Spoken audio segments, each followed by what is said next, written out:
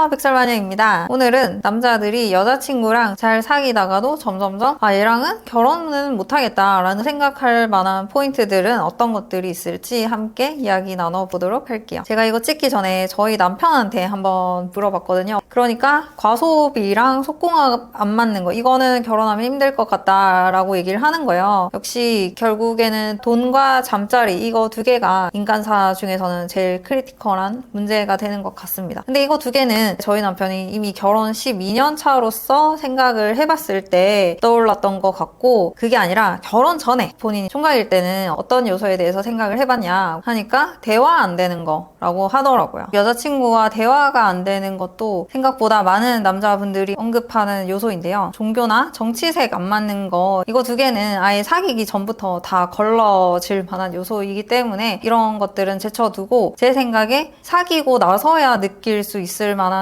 대화의 장벽은 어휘량에서 너무 차이가 난다 라고 느낄 때인 것 같습니다. 근데 이거는 대화의 기능적인 문제고, 대화의 내용적인 측면에서 봤을 때는 요즘 남녀 할 것 없이 피해의식이 강한 분들을 얘랑 결혼은 못하겠다 이렇게 기피하는 현상이 두드러지고 있는 것 같습니다. 그래서 여러분들도 오늘 제 이야기 들으시면서 내가 혹시나 이런 피해자 성향의 대사들을 이성이나 동성 앞에서 하고 있는 건 아닌지 잘 한번 생각을 해보시기 바랍니다.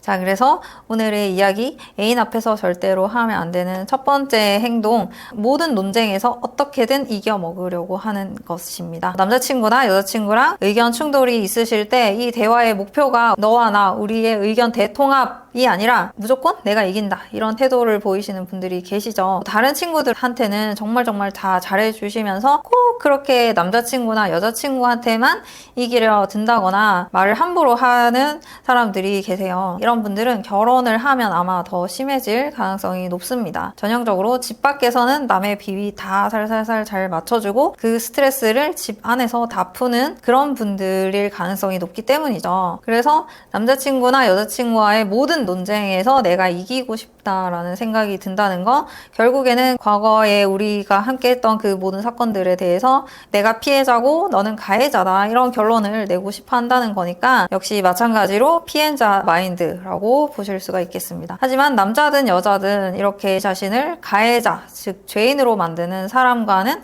점점점 같이 있고 싶어지지 않겠죠. 그래서 날이 가면 갈수록 데이트 약속을 잡고 싶지 않은 생각이 계속해서 들게 될 거예요. 그리고 또 결혼하고 싶은 애인 앞에서 절대로 하면 안 되는 두 번째 이야기는 극복되지 않은 여러분의 과거 상처에 대한 반복적으로 언급을 하시는 겁니다. 본인이 과거에 겪었던 어떤 피해 사실에 굉장히 과몰입되어 있는 분들이 계시죠. 그래서 나는 솔로나 이런 걸 볼 때도 자기소개를 할 때 뜬금없이 그런 이야기들이 막 나올 때가 있어요. 혹은 현재 진행형으로 부모님한테 혹은 직장 상사들한테 받은 상처들을 두고두고 곱씹으면서 애인 앞에서 한 번씩 꺼내서 얘기하고 울고 나 좀 위로해줘, 이런 제스처를 보이시는 분들도 계십니다. 그러면 이제 그 이야기를 듣고 있는 상대방 입장에서는 과연 이렇게까지 여린 사람이 미래 내 2세의 엄마, 아빠가 되어도 괜찮을까라는 강한 불안이 본능적으로 올라오게 된다는 거예요. 예전에 라디오스타에서 이종혁 님께서 제가 신학대 입학 면접을 안 가서 그날 아버지한테 알루미늄 야구 바따로 머리를 풀스윙으로 맞고 머리에서 피를 뿜으면서 병원에 간 적이 있다라는 에피소드를 그냥 웃으면서 말씀을 하신 적이 있어요. 말씀하시는 분위기나 뉘앙스가 전혀 피해자 느낌이 아니었고 그때 저희 아버지가 가장 놀라셨습니다 라는 말도 덧붙이셨어요. 물론 그때 그 사회적 분위기가 지금이랑은 정말 다르게 집에서나 학교에서나 정말 체벌을 강하게 하던 시절이었기 때문에 이런 얘기를 그냥 자연스럽게 하셨던 것 같습니다. 어쨌든 이런 강도 높은 이야기들조차 그걸 당한 본인이 웃으면서 이야기를 하게 되면 듣는 사람들도 와, 정말 별난 이야기다 하고 끝나게 돼요. 오히려 저런 에피소드들조차 저렇게 웃으면서 얘기할 정도면 되게 그릇이 큰 사람처럼 느껴져요. 강해 보인다는 거죠. 그래서 여러분이 뭐 소개팅이나 혹은 남자친구, 여자친구 앞에서 여러분이 과거에 겪었던 비극에 대해서 정말 굳이 얘기를 꺼내고 싶으시다면 그 당시에 뭐 이런 일들이 있었다 하고 무덤덤하게 말씀을 하시는 게 낫습니다. 그 비극의 강도가 쇼킹하면 할수록 오히려 그 사건에 관련된 감정 표현은 안 하시는 게 훨씬 더 나은 것 같아요. 그래서 여러분께서는 좋아하는 사람 앞에서 나는 이 사회의 피해자야, 나 좀 위로해줘 라는 포지셔닝은 최대한 자제하시는 것이 좋을 것 같습니다.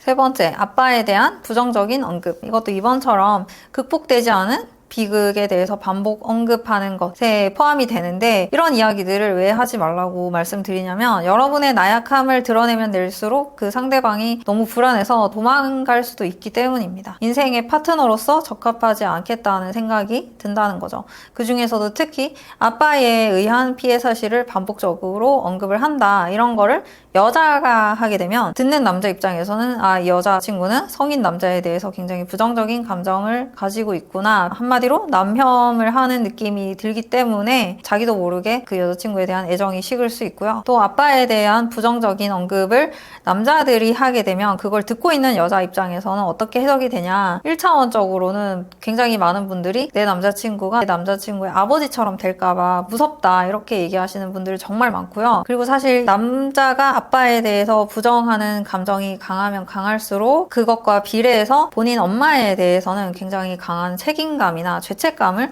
느끼고 있을 가능성이 높습니다. 그래서 남자 입장에서는 우리 아빠는 믿을 만한 사람이 아니다, 결국에는 내가 평생 우리 엄마를 지켜드려야만 한다, 이런 감정을 갖고 있는 남자분들이 생각보다 많다는 겁니다. 이런 감정들은 결국에는 결혼 준비를 할 때 드러나게 돼 있어요. 그래서 같이 결혼 준비를 하고 있던 상대 여자친구 입장에서는 내가 지금 이 남자친구와 결혼을 해도 저 남자를 온전히 가질 수가 없겠구나, 마치 내가 후처로 들어가는 느낌을 받게 된다는 겁니다. 그래서 실질적으로 본처인 것 같은 그 시어머님과 평생 기싸움을 해야 될 것 같은 두려움이 본능적으로 올라오게 되겠죠. 특히 여자분들은 좋아하는 남자 앞에서 우리 아빠 진짜 멋있다, 이렇게 한 번씩 자랑을 한다거나 티를 내시면 좋은 게, 그렇게 했을 때 상대방 남자 입장에서는 이 미래의 장인 어르신을 굉장히 존경하게 됩니다. 그 연세가 되도록 아직도 딸한테 이렇게까지 사랑받는 남자 귀하다. 특히 남자 본인이 뭐 누나나 여동생이 있는 입장이면은 더 그게 와닿을 수가 있어요. 왜냐하면 내가 봐온 우리 집에서의 부녀 사이는 이렇게까지 애틋하지가 않는데 내 여자친구는 자기 아빠랑 어떻게 저렇게 친하고 다정할 수가 있지? 이런 생각이 들면은 자기도 모르게 그 아버님에 대한 존경심이 생길 수가 있다는 거예요. 그래서 그 여자친구한테 절대로 함부로 대하지 못하게 됩니다. 제가 이런 얘기를 드릴 때마다 댓글에 저는 우리 아빠가 안 계신데 하면서 굉장히 슬퍼하시는 여자분들이 많이 계시는데, 그런 케이스라면 어쨌든 나는 우리 아빠를 사랑한다, 나는 우리 아빠가 좋다, 감사하다, 이런 식으로 남자친구 앞에서 긍정적으로 표현을 하시는 것이 좋고, 만약에 여러분의 아버님이 그렇게 언급할 만한 분이 못 되시면 최대한 말을 안 꺼내는 편이 좋습니다. 굳이 먼저 얘기를 꺼내지 마시고, 혹시나 남자친구가 정말 콕 집어서 물어보게 되면 여러분이 아빠를 향해서 가지고 있는 부정적인 감정들은 최대한 제외를 하시고, 과거 있었던 사실들, 딱 그 팩트만 전달을 하고 얼른 다른 주제로 이야기를 넘기시는 걸 추천드립니다.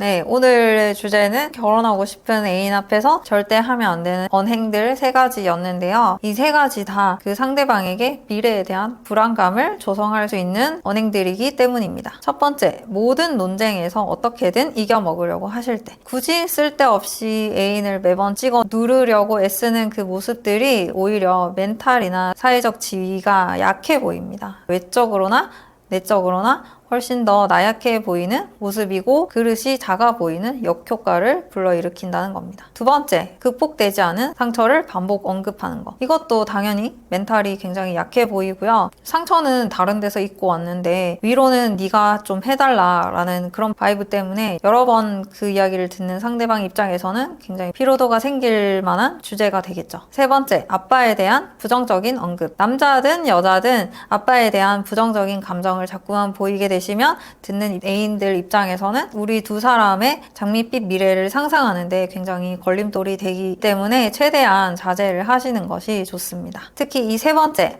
딸과 아빠에 대한 이야기는 이번에 러브 클래스에서 특별히 추가 강의로 들어갔으니까요.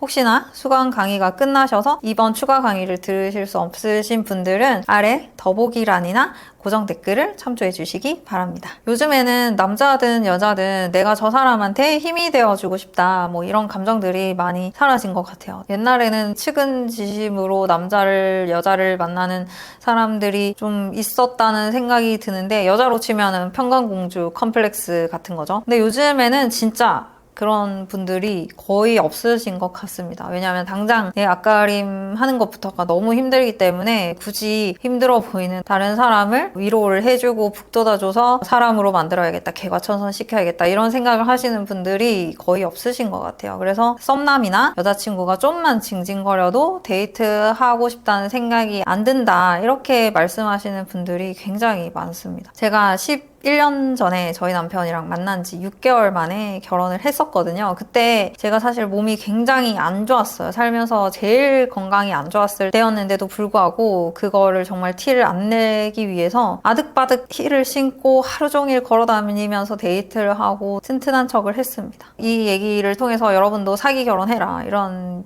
뜻으로 말씀드리는 게 아니고요. 좋아하는 남자나 아니면 여러분이 모범을 보여야 되는 이세 앞에서는 그렇게 억지로라도 강한 척 을 해야 될 때가 있는 것 같습니다. 뭐 좋아하는 남자한테 잘 보이려면 여러분이 진짜로 순한 여자가 될 때까지 정말로 강한 사람이 될 때까지 순한 척, 강한 척을 해보시라는 겁니다. 굳이 이기려고 들지 않는 사람이 정말로 강한 사람이에요. 그렇게 했을 때 어느새 여러분 남자친구나 남편분께서 요즘엔 정말 당신 같은 여자가 없어 라고 하면서 여러분을 떠받들어 주실 겁니다. 제가 요즘에는 정말 그런 간증 댓글, DM을 계속해서 받고 있거든요. 남자친구한테 굳이 이기려고 들지 않으니까 너무너무 사랑을 받게 돼서 이전 연애들을 할 때 느껴보지 못한 행복을 느끼고 있다. 이런 행복을 알려주셔서 정말 감사합니다. 이런 이야기들을 정말 많이 보내주고 계세요. 우리가 사랑을 하려고 연애를 하는 거지 쓸데없이 누구 하나 찍어내리고 이겨먹으려고 연애를 하는 게 아니잖아요. 여러분도 연애나 결혼의 목적에 대해서 다시 한번 생각을 해보는 기회가 되셨으면 좋겠고요. 사람을 고쳐 쓰려고 하지 마시고요. 이미 남이 고쳐놓은 사람